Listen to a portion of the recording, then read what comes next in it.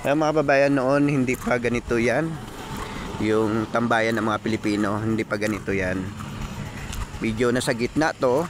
Ngayon binago na nila to. Ayan, pagmasdan nyo po. Aakyat tayo sa taas kung pwede tayo makaakyat. Ayan siya dito. Ayan, napaganda naman dito.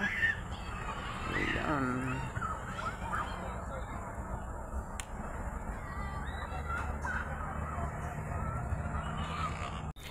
Dati wala pa tong upuan dyan sa may baba na yan. Ngayon nilagyan na nila, may pasyalan na sila. Ayan.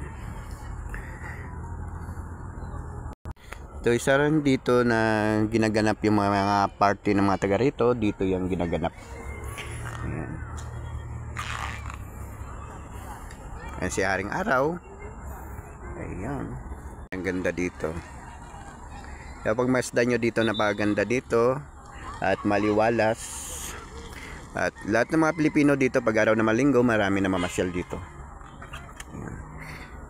Thank you for watching. Bye bye bye.